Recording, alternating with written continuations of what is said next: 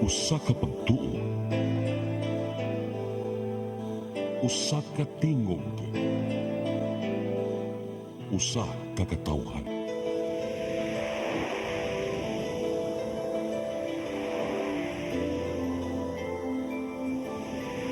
Cebu Catholic Television Network.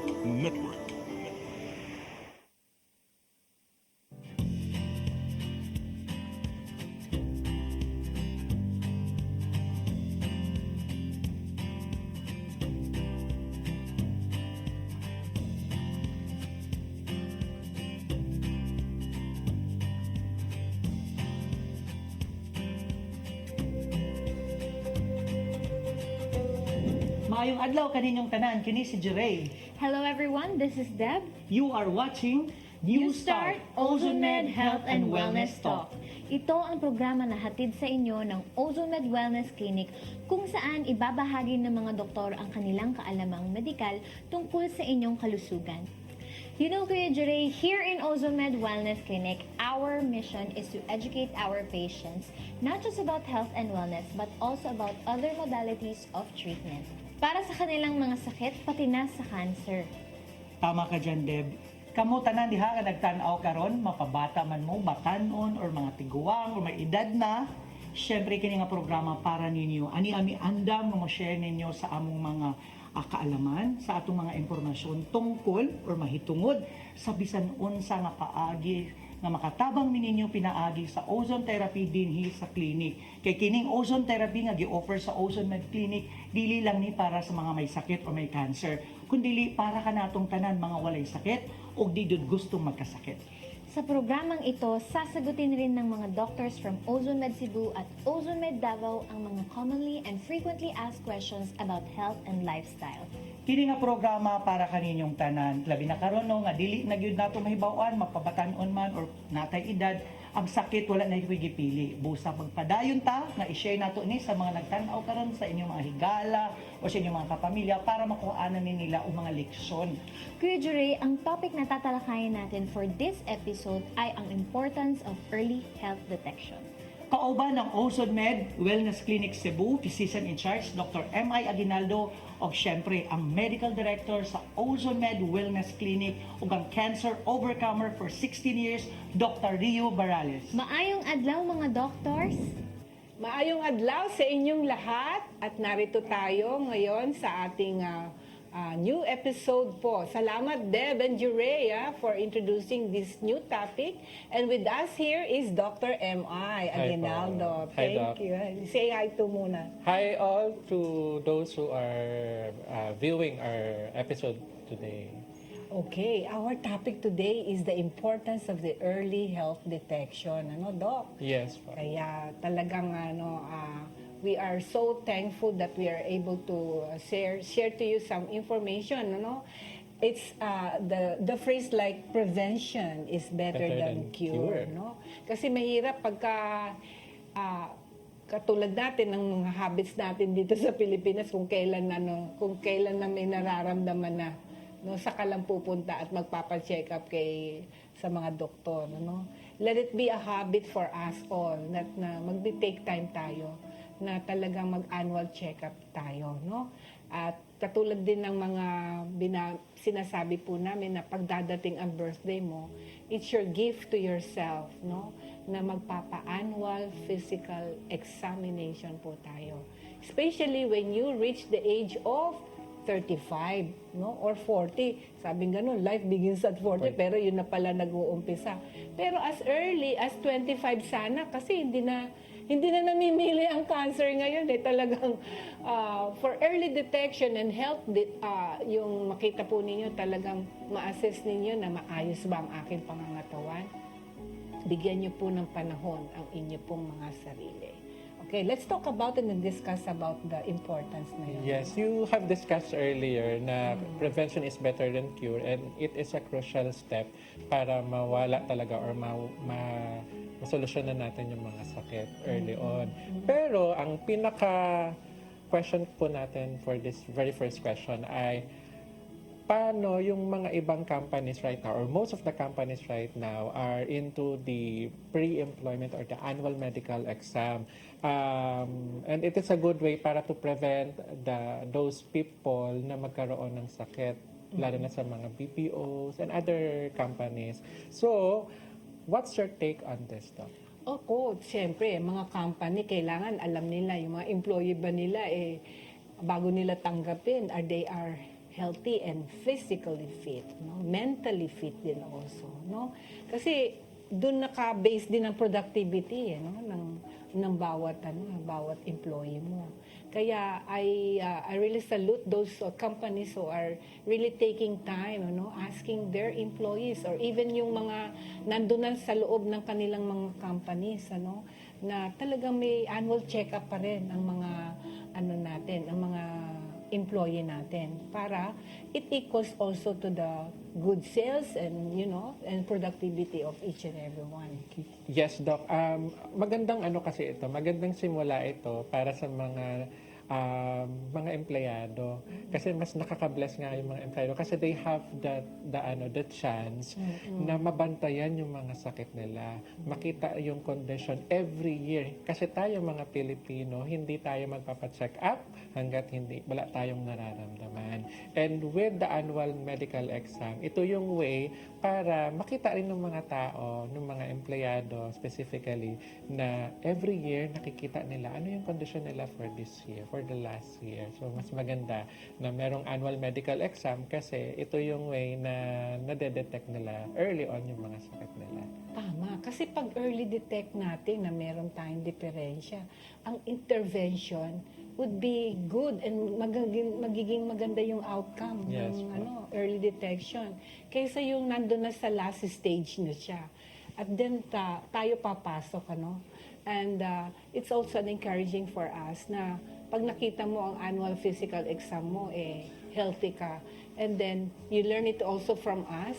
Kasi yung ozone molecule din would help you sustain the healthiness of your cells, no? In the cellular level, talagang matututunan ninyo na mapanatili yung healthiness ninyo by taking this knowledge and information from us here in the clinic na hindi lang po ito para sa mga nagkakasakit. Kaya importante po na kayo, pag na-detect ninyo na meron po kayong diferensya, mas maganda yung intervention ay maibigay na kaagad, no? The earlier the intervention is, the very good ang outcome. Yes. No? Getting out of that journey ng recovery natin sa ating pagkakasakit. Tama. So, ngayon, medyo maging specific tayo. Let's dive in sa ating health prevention. Let's talk about heart health. So, dahil gumagaya na tayo sa Western world when it comes to our work and lifestyle, fast pacing, tapos yung mga kinakain natin, mga fast food. So, gaano ba ka-importante na check natin yung health, yung heart health natin? Basically, syempre, meron tayong request, simple as the ECG. But again, the status of your heart at that time when the ECG has been examined to you, yun yung status ng heart mo. Pag may nakita doon, basically, pag may nakitang may mga blocks, then you go into another screening test, the 2D echo.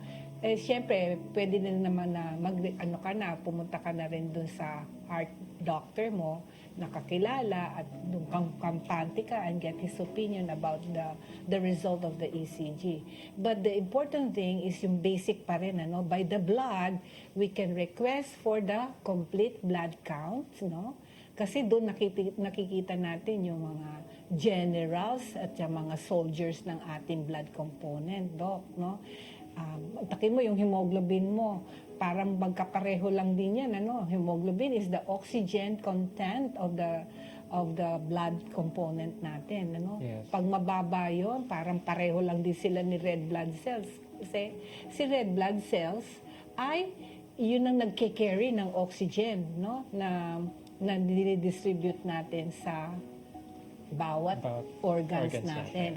And mind you, again, papasok na naman yung natin, yung ozone therapy. What makes this red blood cells so flexible, And then inviability talaga ng karga-karga nilang oxygen ay talagang swak na swak, permeable na permeable, no? Papasok ito sa mga sa circulation natin, sa mga vessels natin. And to make all of this good circulation, pagka maganda ang findings natin dun sa hematological picture ng pasyente, di ba? So, lahat ng component na yon makikita natin, ma-assess natin kung ano ang blood picture ng pasyente natin. At hindi pa rin yun, may nire-request pa rin tayo yung mga blood chemistry natin. Basically, we are also wanting to know yung mga fasting blood sugar na yan. Kaya may mga timing din tayong kinukuhaan yun. Hindi naman pwedeng over-fasting na rin na kukuhaan ka ng dugo. Parang kakaiba na yung result, di ba, no, Doc? Magmamali yung reading daw. Oo.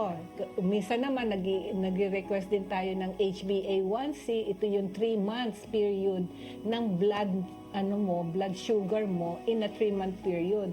Kaya yung mga diabetic, talagang makikita natin kung sinusunod nila yung protocol of yung intake nila ng kanilang blood Medication. blood sugar medication.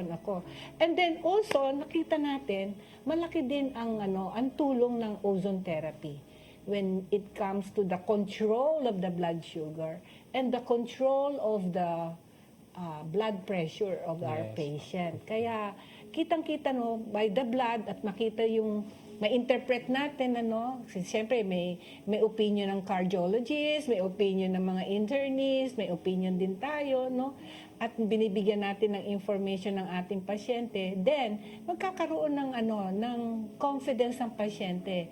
At talagang nowadays wala na tayong madali na nating tingnan but may mga talagang nagre-research na mga pasyente na ngayon pero of course you have to also get the advices of the professional yung mga specialty doctor, and when it comes to the talagang kailangan yung specialty treatment program talagang pabor na makapunta sila at magkaroon ng time para doon sa mga specialty program na yon ng mga doktor, mga specialization nila ng gano'n. So basically, we just have to get all those basic examination by the blood, at saka yung ECG, pa ba yung mga chest x-ray, yan. Kasi kita natin yung health status ng lungs, at kung may findings pa doon, saka na lang further examination. Pero ang big question is, lahat ba or lahat ng edad ba kailangan magpa-ECG? Hindi naman, not necessarily. But again, as you going in the adult stage, especially when you are aging, kaya nga gauge din ito, whether you're parang malaman mo din ng heart status mo at that time when the ECG has been done to you.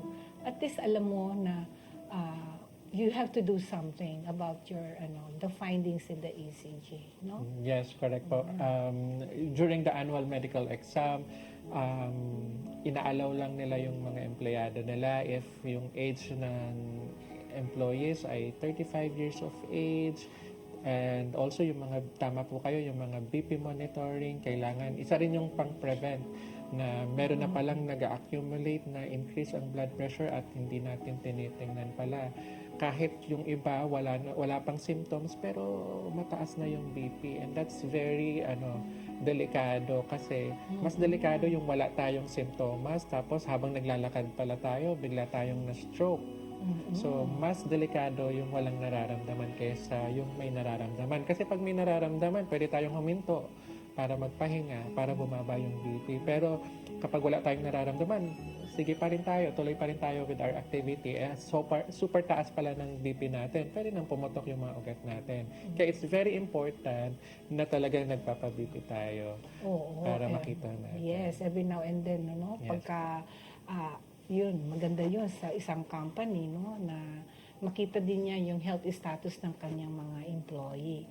And even yung mga executive, of course, they are doing their annual physical exam.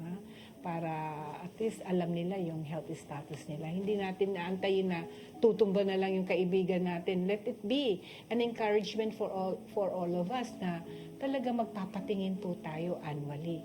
At yun ang ating signal. Pag dadating ng birthday natin, bigyan natin ng regalo sa sarili natin. No? Magpa-check up po kayo. Magpa-blood test po kayo. Mag-ask po kayo sa doktor, anong request examination. Okay? So, that's very important. So that the early detection of any health issues would tantamount to a good early intervention at good outcome. The best outcome. Huwag na nating intayin na may ano na kayo, natumba na kayo. Ayaw natin na mangyari yun. Okay? Sabi nga gano'n na, pag there is lack of oxygen in the heart, what will happen, Doc? Magkakaroon po tayo ng ischemia, ng infarction. Ischemia, heart Yes. attack kaagad. Yes. Ano? Mabuti kung ma-revive ka kaagad. Pero, again, more oxygen in your heart tantamount to a good heart and good pumping of the heart also, no? And then kung wala lack of oxygen tayo sa brain, ano yun naman? Ano yung lack of oxygen Pwede tuloy? rin po tayo magka-brain infarct. Yes, Yung brain hindi- stroke, yes, ano? brain stroke. Eh, kaya ayaw natin na later on, yun na lang, kalahati ng katawan natin, no? Paralisado. Paralysis na.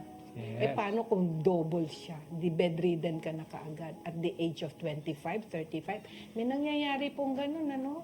Kaya nga po, maingat po tayo talaga sa lahat ng mga activities din natin. Most especially, talagang importante, nagpapa-check up din po tayo. Okay? Correct. So, this goes, yung issue natin or concern natin today is not just for the employees, pero sa lahat ng Pilipino. Kailangan tayo ay every year nagpapa-check up talaga. So, very good yung topic natin. And now, let's shift to another issue. What about women? Ano ba yung mga kailangan? Ano ba yung mga red flag na kailangan nating bantayan? Ano ba yung, as sa pagkababae, ano ba yung kailangan nating tingnan sa health ng women? Yes, especially when the menstruation start, no, nag-menarche na ang babae. Yan, kailangan nag-i-start na yan. Yung aking the only daughter, 9-year-old lang ata yun, nagkaroon na siya ng menarche, nag-start na yung kanyang no. This entails that talagang kailangan bantayan din natin ang ating yung ating breast, no? May mga bata, may mga lalaki din na nag-i-examine na nagkakaroon ng bukol ng kanilang breast, no? Sa mga babae, I really suggest that when you are self-examining your breast, it's during the time when you're taking a bath, no? Self-examination of the breast. You just have to put your hand, kunyari yung left hand, and you wanted to check your right breast, starting from the nipple. So, parang ano ka lang, round the clock. At kung may na-feel ka, dapat yun, wala kang na-feel na matigas, no? Pagka meron, sabihin mo na kaagad. Kunyari, mami mo, sabihin mo kay mami, and then magpa-check up din po tayo. Okay? So, wag nating i-neglect yun. So, when you're examining the chest, no? The chest, especially the breast, you can put your left hand at the back of your neck, and then use your two hands, the finger and the middle finger and the forefinger to examine starting from the nipple para po kayong nagka-count clockwise, no? At pinapalpate ninyo kasama na rin yung sa may bandang ilalim ng kilikili. Kasi pag kami sugat po tayo, di po ba yung mga kulani natin, no? Namamaga at masakit. Minsan nagsasabi siya, may sugat ka dyan, may bukol ka dyan. At yung mga kulani po na yun ay mga signals po yun na may nangyayaring inflammation at then umuuwi na rin sa infection. Kaya sa mga babae, ganun din sa lalaki, no, ini-examine din natin. So when you are checking also yung right breast naman, ganun din po, yung right hand should be at the back and your left finger will be the one to check it, no? And then makita ninyo kung wala naman, yun ang maganda. At least kampante ka na wala kang nakakapang bukol or any bukol doon. So, at the time that you are taking the shower, you yourself should be knowledgeable na may nangyayari ba? May bukol ba ako nakakapa? In any part of your body, you can check it. No? Sometimes pagka yung mga lymph nodes natin kasi nagsisignal talaga sila that there is infection, there is inflammation going on. So you just have to, don't neglect it. No? Just have a checkup para at least malaman po natin. Yes. This is out of the blue question. How about men naman? Okay, ngayon right now, kailangan mga lalaki din nag-check ng kanilang testicular scrotal area. Kailangan dalawa po yan. No? At kailangan sana parehong size.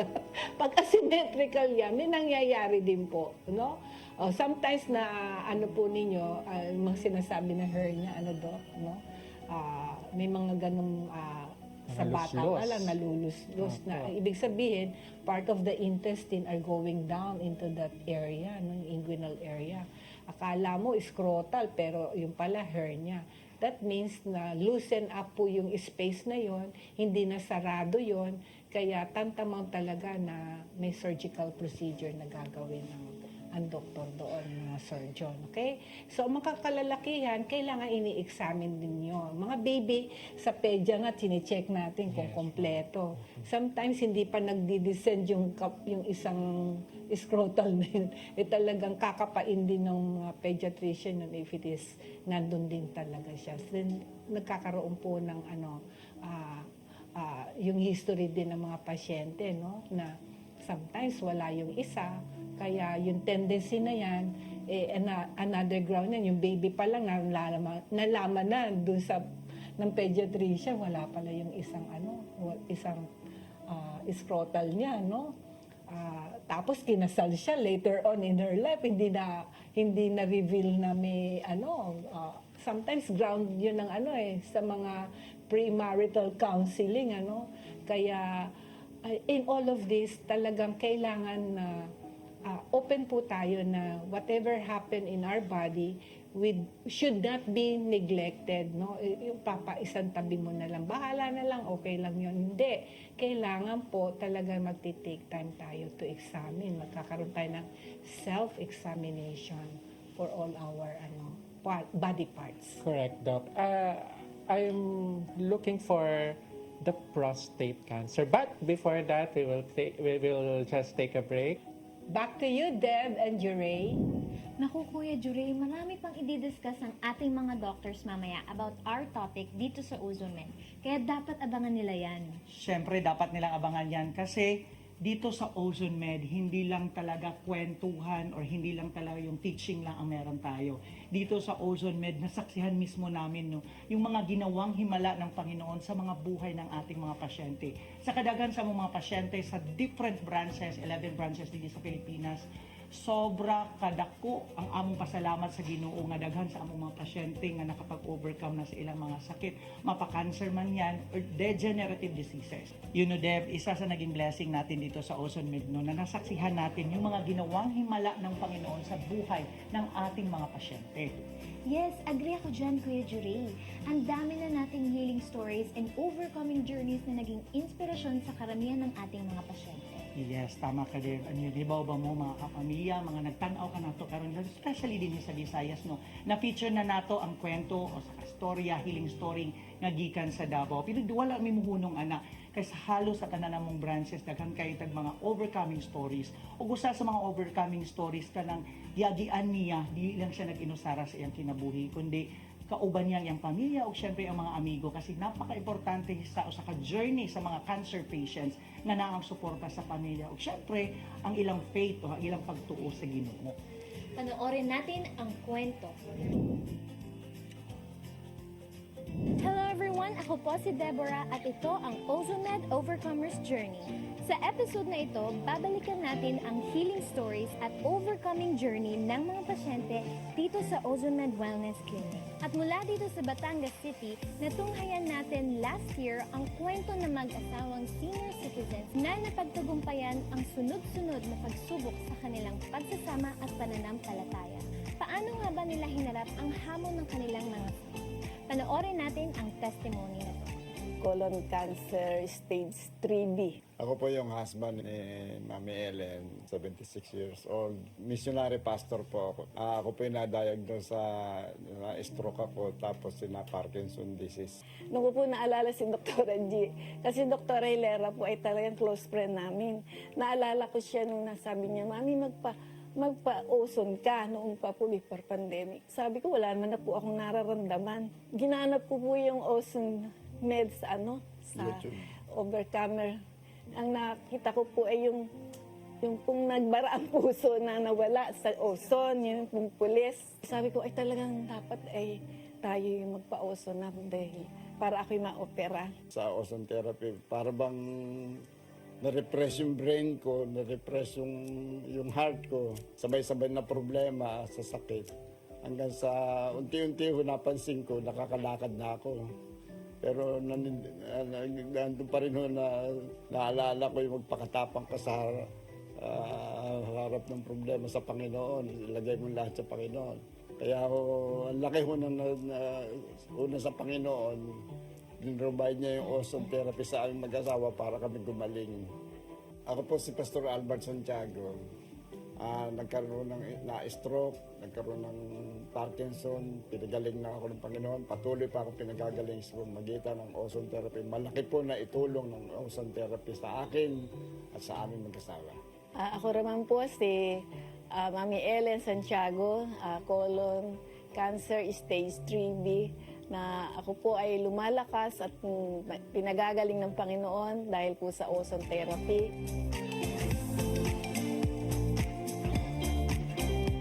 At matapos ang isang taon, kasama na po natin muli si Mami Ellen at Pastor Alberto. Hello po! Kamusta po kayo? Okay naman, mabuti sa awa ng Panginoon. Balikan po natin yung journey ninyo. Ano po yung naramdaman ninyo nung nalaman niyo po na meron po kayong diagnosis? Siyempre po, magkaiba po kayo. Meron po kayong Parkinson, tapos kayo po, nagkaroon po kayo ng colon cancer. Ano po yung naramdaman ninyo? Ayaw pa sabi ng pastor sa akin. Yung doktor mismo nagsabi sabi niya, Mami, ano ba ang sakit ko? May cancer ka kailangan operahan ka. Ano lang naman sa akin, hindi naman bigla lang ako ganun po. Okay lang po kung ano yung diagnose niyo. Ang umano sa akin, kung kalooban ng Lord ba na ako'y gumaling, di salamat. Sa langit naman ako pupunta Wala akong anxiety na. Kasi parang sa nararamdaman ko at saka yung research ko, talagang alam ko may cancer na ako. Kaya hindi ako nabigla. Ang nabigla ang pastor. Ayun nga po, paano Siya po ba nabigla. nalaman ni Pastor? Sabay po ba yun? Ako ang kumuha ng resulta sa ospital ng biopsy. Kasama ko yung anak kong panganay na babae. Nasyak ako. Kasi siyempre, salitang cancer, nakakatakot Nakalagay pa stage 3B. Naku, sabi ko sa Panginoon, Panginoon, ano ba itong pinararanas mo sa amin nito? Hindi ako makakibo, hinihimas ako sa likod ng anak. Kasi hindi siya makadalaw sa amin. Kasi di ba bawal ang senior na magbantay. Kaya nag-iisa lang ako sa hospital Kaya nag-iisa nasa bahay, ako nasa hospital. Wala rin naman ako madaingan dahil yung young people ko, bata pa. Iba kasi yung katabi mo, asawa mo pag may sakit ka at na-hospital ka at na-operahan ka. Kaya ang ginagawa ko na lang, nakikinig ako ng mga gospels. Kaya yung goodness of God, yun araw-araw halos pinapatugtog ko. Pray ako ng pray. Kaya parang payapa naman ako dahil laging tumatawag ang daddy sa akin. Nag-video call kami. Kaya yun na, kaya sa kanya mahirap dahil malayo ako. Malayo din siya. Malayo kasi kami sa malalayo ng anak kong Malayo kasi wala kami kamag-anak dito. Kaya Taga po Bulacan pala. kami, Opo. missionary nga kami. Opo. Andun lahat ang maming mga kamag-anak sa Bulacan. Grabe po. Ganun. Paano po yun, Pastor? Siyempre, parang si Mami, payapang-payapa. Kayo po, parang... Eh ako naman yung nag-iisa sa bahay kasi Opo. dalawa lang kami, wala Opo. akong kasama sa bahay. Hirap na hirap talaga ako. Paano nyo po nalagpasan yung challenge? Ang unang pumapasok sa akin manalangin sa Panginoon. Sabi ko, Panginoon, ikaw naman ang pag-asa, ikaw naman ang source ng buhay, dapat kagalingan. Tama po. Kaya mo naman pagalingin ng asawa ko. Ngayon, sabi ko, pagalingin mo, gusto ko pang mabuhay kasi mahal na mahal ko yan. Para kami paglilingkod namin sa Panginoon, magtuloy-tuloy. Kasi ang agreement namin ng Panginoon, na agreement ko sa Panginoon, kung gusto ko, buhayin kami ng 100 years. So, Amen. kami dalawa. Amen. Para makapaglingkod sa Panginoon at makapaglingkod sa mga tao na nangangailangan. At grabe po, 100 years old club in Jesus' name. Tumawag nga yung anak kong pastor sa Bulacan. Kasi sabi niya, Mami, ano ba? Cancer daw ang sakit mo. Opo. Sabi ko, oo anak. Sabi ko ganun. Ano nararamdaman? Wala. Hindi ka ba iyak ng iyak? Aba hindi, masaya nga ako dahil ano pang gagawa ko? Ang Panginoon lang naman ang mihawak ng buhay ko. Kung gusto niya akong kuhanin, ano magagawa ko? Pero inihiling ko kako, ay tawa ako ng tawa sa telephone. Grabe, tawa pa po ng tawa si Sabi Mami. ko, gusto ko rin kako, gumaling ako dahil kawawa naman ng daddy. Pero kung gusto ka ako ng Lord, ano magagawa ko? Sabi niya, ako alalang alala. Ikaw naman pala kang inaalala ko. Wala naman pala hindi naman pala kang nag-aalala sa sakit mo. Tapos sabi niya sa sermon niya, sinasama niya ako doon sa sermon niya.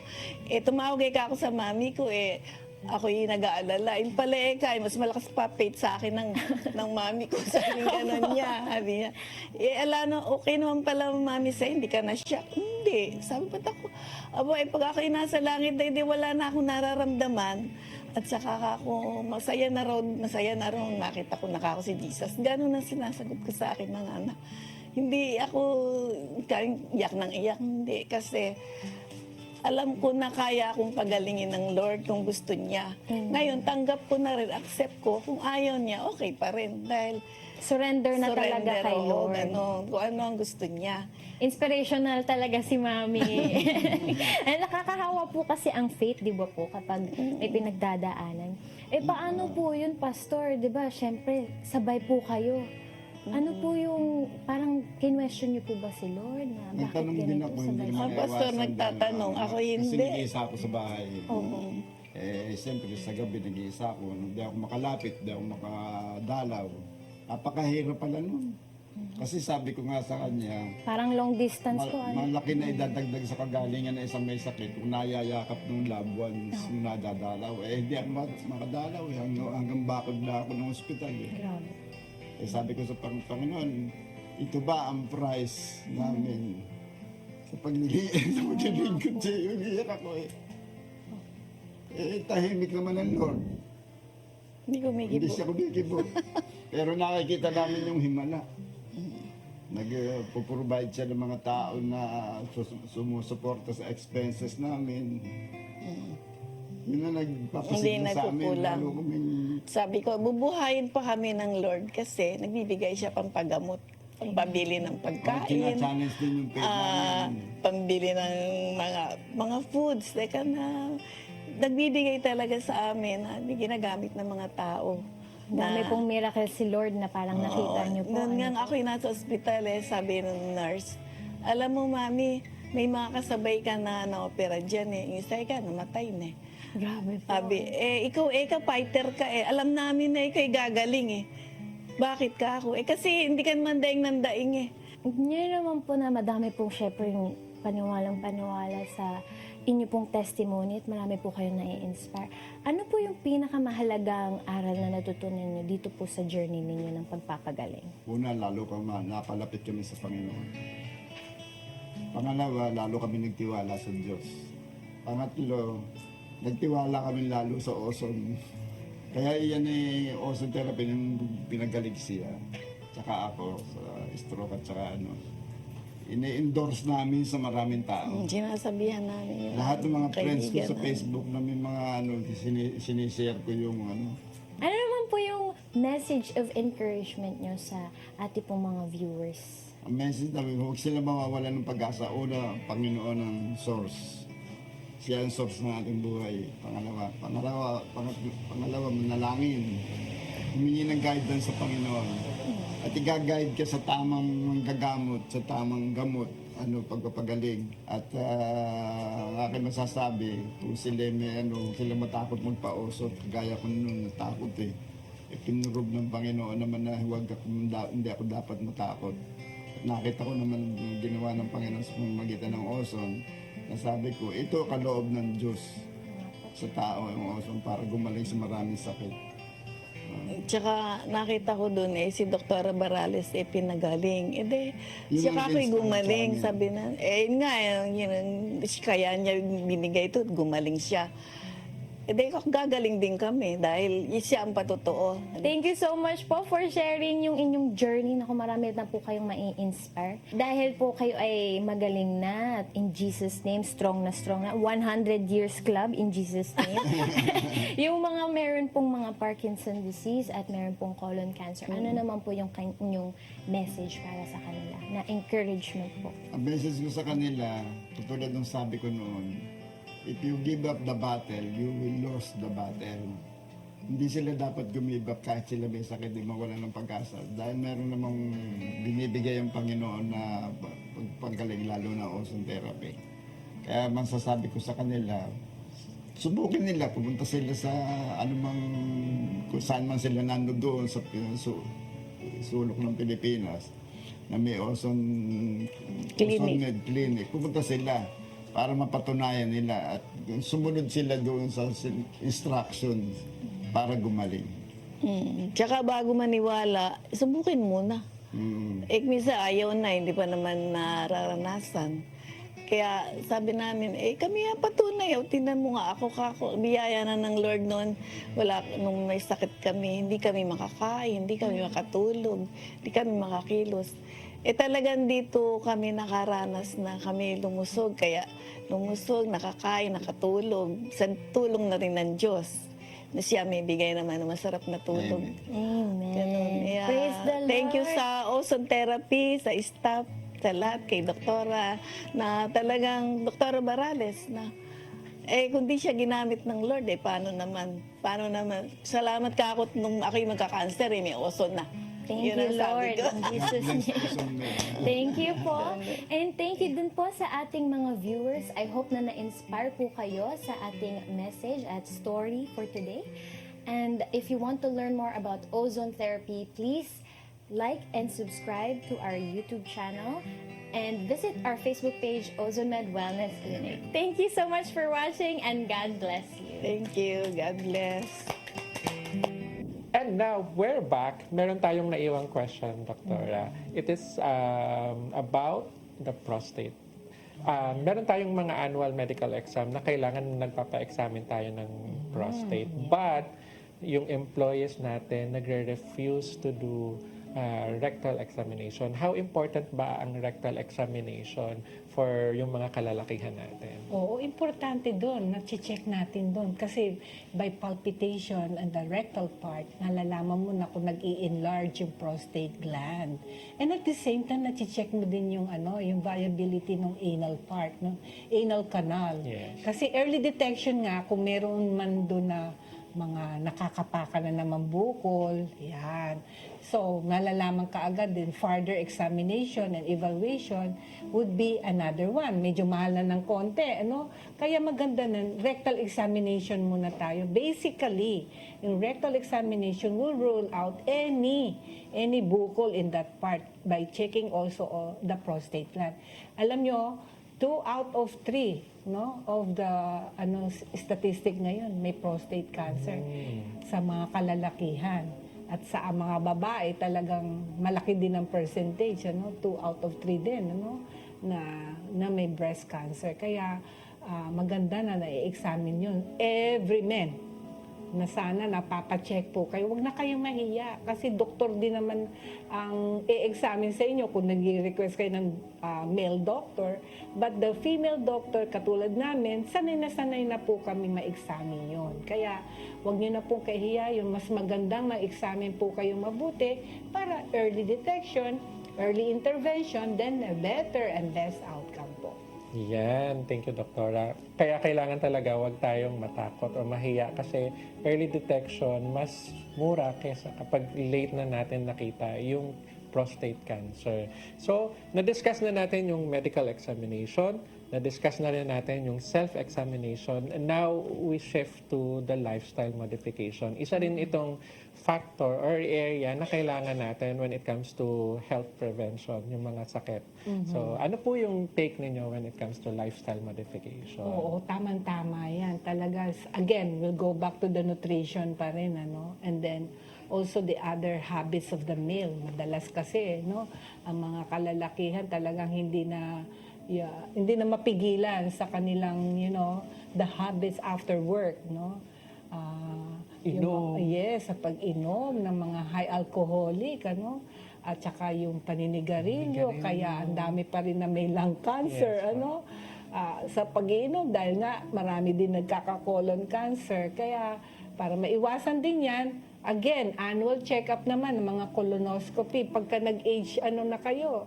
Usually, 35 din pwede na magpa-colonoscopy, no? Na check up Yes, din yung pa. the whole GIT tract na yon, no? Na nakikita natin kung may mga baraba doon, no? At saka yung diameter ng mga large intestine natin, okay? At saka idagdag ko nga pala, no, yung sa blood picture pa rin, for the women, we can also ask kung meron kayong lump na naramdaman sa breast. May mga tumor markers po kami nire-request as, is a basic one for us, and then nagiging kampante din naman ng mga pasyente pag nalaman nila na ganito ang counting ng cancer cells nila, no, sa breast part, kasi very specific po yung CA15-3 for the breast, no, and then ang tumor marker of the PSA, very specific po yan para sa prostate gland, okay? So tayo po lahat ay may cancer cells, no, all of us. But when our immune system is so strong, these cancer cells will be eliminated. And then, of course, the effect of the activation of the ozone molecule, again, doctor, sa immune system natin para mas stronger ang defense ng body natin in all of those bad bugs in our body. Yes. Yes. So with regards to lifestyle, and we are implementing in our clinic the New Start program, I think the New Start program, Doktora, would really encompass yung prevention natin with the disease. Kasi sabi nyo nga po, ito ay para sa May sakit, walang sakit, at ayaw magkasakit. Ayan ang lifestyle na activity natin na lagi nating pinamamaster natin Tama daw. sa ating mga pasyente. Kasi lifestyle na to na kailangan natin na araw-araw na biyaya at grasya ng Panginoon. Ito po yung mga activity, ito po ang mga pagkain na dapat po nating ititake. At yan yung pong malaking factor, yung lifestyle change na yan na ibibigay natin sa ating mga pagtuturo sa ating mga pasyente. Yeah. So not just the patient but also the family and friends of our patients. Nakakatulong din po kami, nakakatulong tayo, Doktora, when it comes to educating the relatives and the friends with regards to their lifestyle, yung namomodify yung mga lifestyle nila para mag-improve yung kanilang health. Oo, big support talaga ang family, lalo na kung anong kayo yung naghahanda ng pagkain ng pasyente. It's a big support na kayo din sana. Kinakain nyo rin kung ano yung kinakain nila, no? At magiging maligaya po ang buong pamilya kung sama-sama, kung ano yung pagkain ng isa, pagkain ng lahat. Kaya all are united to eat in one a happy table, joining together all of those healthy food choices Yes natin. po. Okay. Pero question, Doc, yung mga nabanggit nyo na mga test, mga blood pressure, sugar test, is it, hindi ba siya accessible sa mga masa? Hindi ba siya accessible sa mga tao? Okay, yung blood, kung may mga malapit po kayo mga health center, sometimes sa mga health center kasi, no, Yes. in other mga barangays, may mga health program din naman ng mga na health center natin, ano.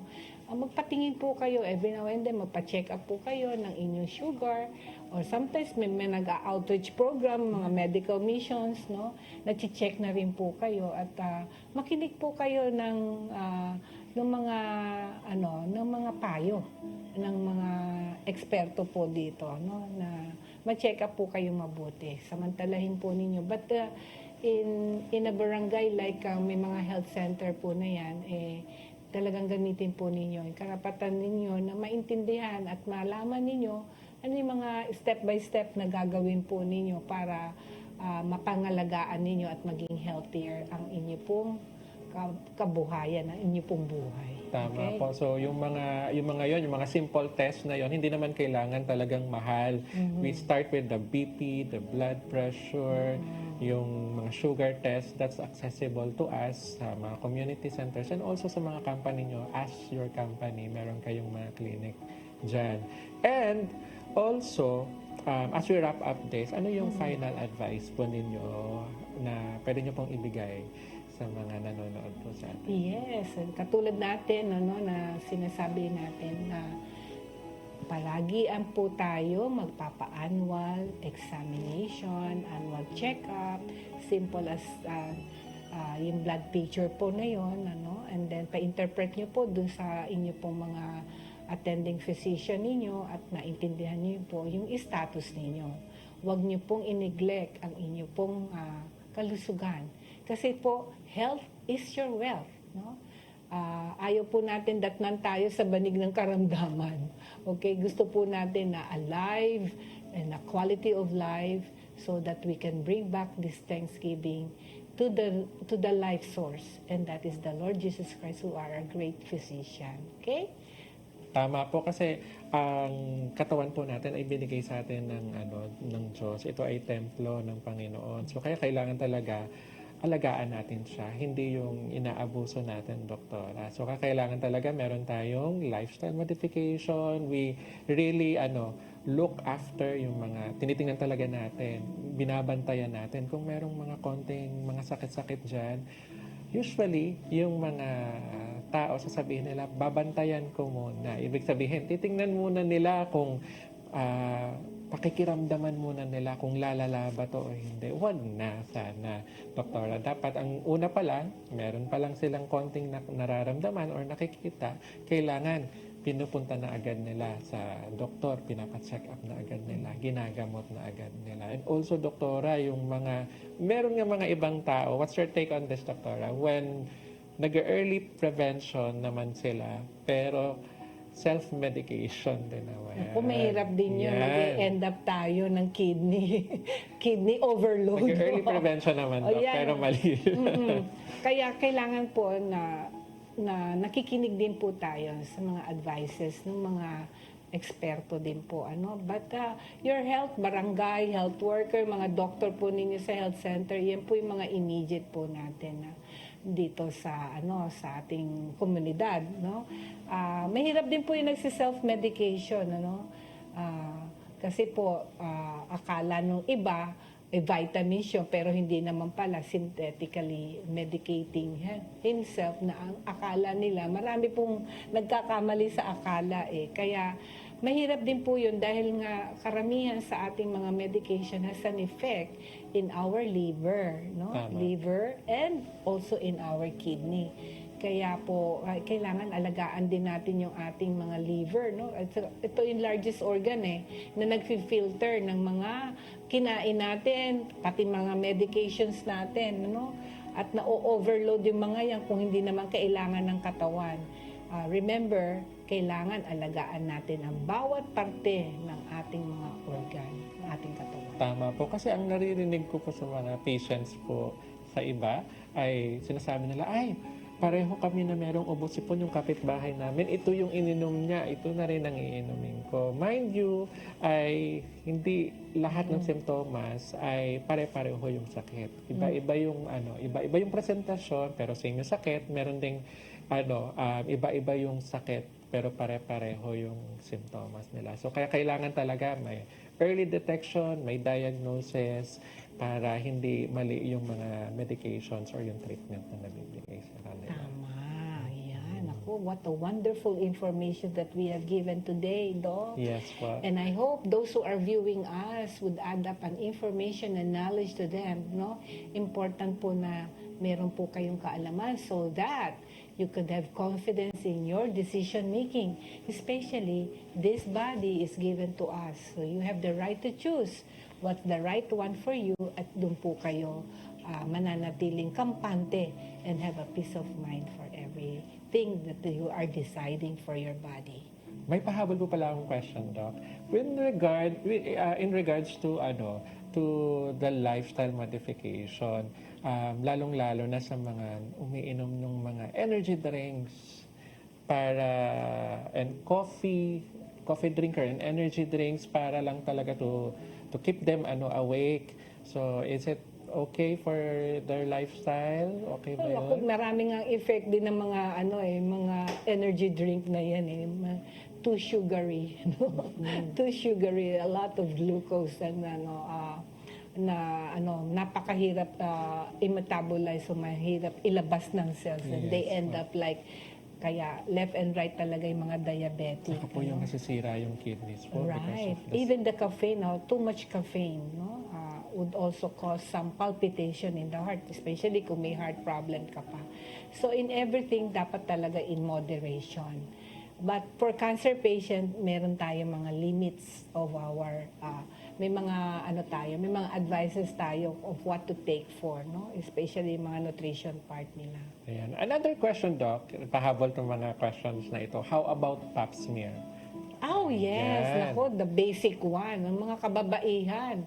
Kailangan magpapa-pap smear po tayo kasi early detection nga yun eh. Yes, Doon pa lang malalaman mo na anong healthy status nung yung reproductive part, no? Kaya kasama na rin po natin yan sa annual physical examination for the women.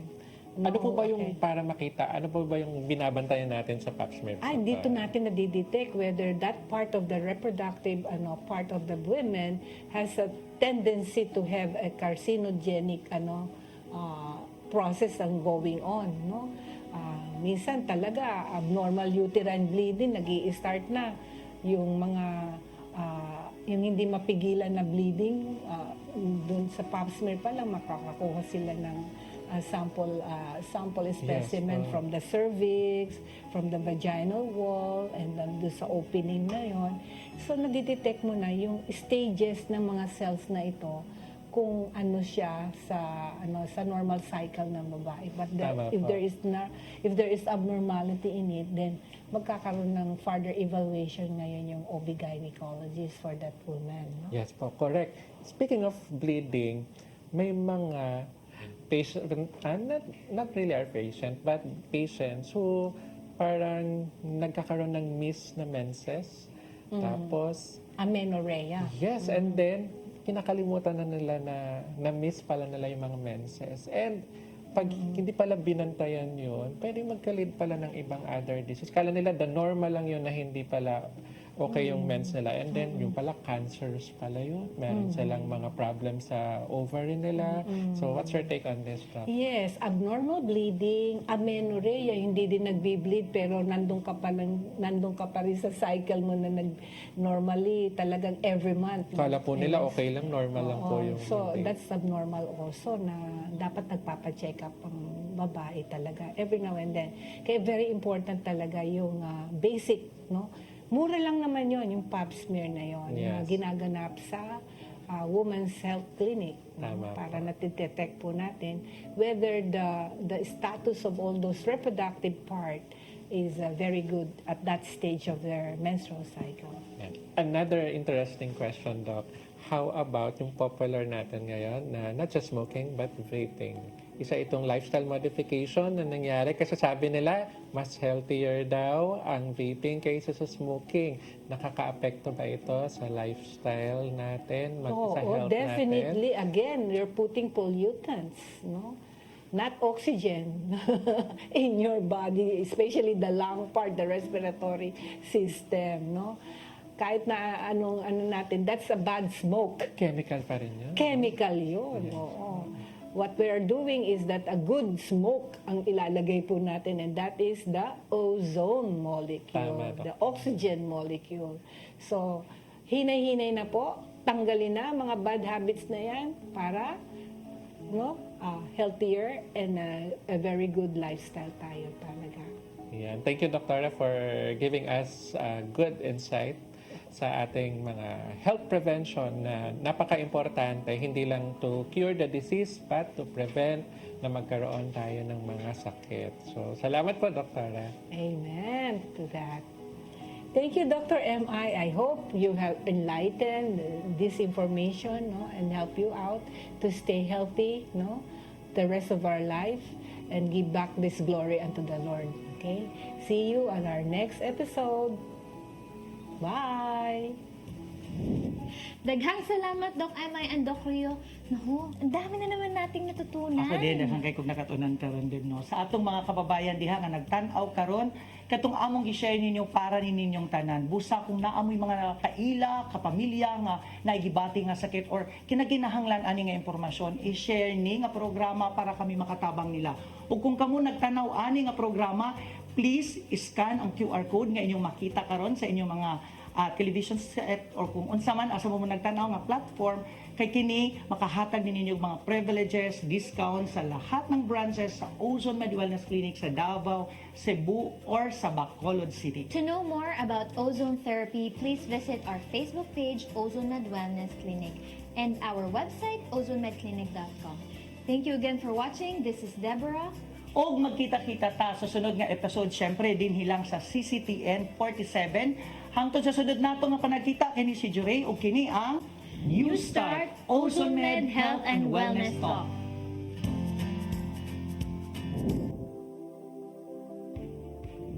Ano mga possible na pwedeng kainin ng mga cancer patient? Yung mga anti-cancer food, sinasabi natin sa kanila na minsan di pala nila alam. We eat po the superfood. That would prevent the cancer growth. So you have to get these all nutrients to boost your energy level and so with your immune system.